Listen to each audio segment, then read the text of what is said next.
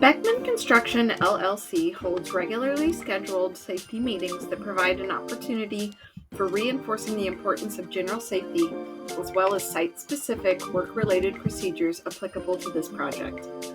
Properly prepared safety meetings will focus on one or two topics and be direct and to the point. All safety questions will be addressed, and interactive participation is encouraged. Today's topic is workplace violence.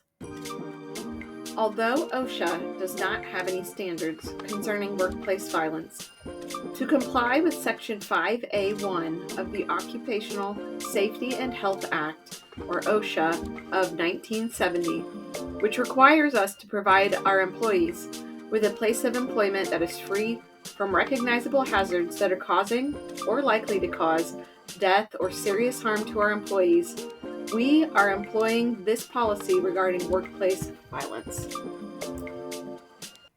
Workplace violence can be defined as any act or threat of physical violence, harassment, intimidation, or other threatening disruptive behavior that occurs at the worksite.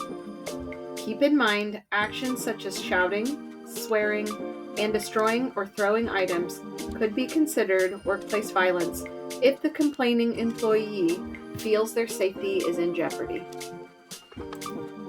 The CDC identifies 4 types of workplace violence. Workplace violence occurring during the process of criminal activity, for example, robbery. Workplace violence targeting an employee of a business by a customer or a client. Workplace violence occurring between 2 employees. And workplace violence occurring between an employee and a personal acquaintance who has no ties to the workplace.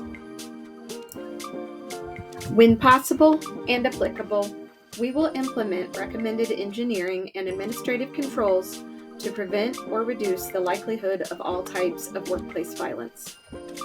Some of these controls may include, but are not limited to, lighting controls, surveillance such as cameras or mirrors, establishing a good relationship with local police, training on specific workplace violence events, and performing appropriate background checks and reference verification on new hires.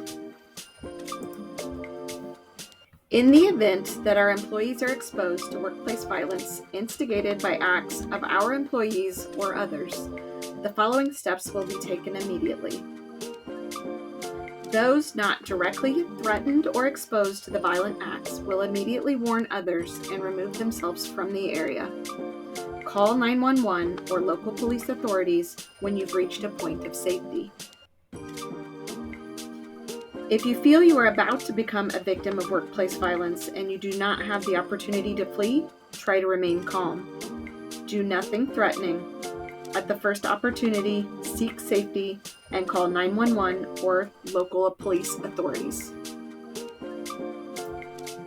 Any employee who is a victim of any type of workplace violence, physical or verbal, is to immediately notify his or her supervisor.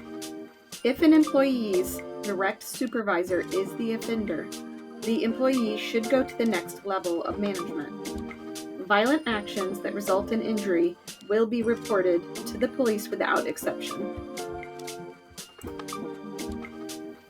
An internal investigation will begin immediately and will include interviews with involved parties, including potential witnesses. When possible, we will do our best to maintain privacy during the investigation and follow-up response. Our company expressly prohibits retaliation of any kind against any employee bringing a complaint or assisting in the investigation of a complaint. Such employees may not be adversely affected in any manner related to their employment. Retaliation is also illegal under federal law. Any breach of workplace behavior that leads to a violent action against another employee will be treated as a serious safety violation subject to extreme corrective action, up to and including termination. This concludes the safety training on the topic of workplace violence. Please sign the safety meeting attendance sheet on the clipboard in the office to confirm that you've watched the video and understand the material presented.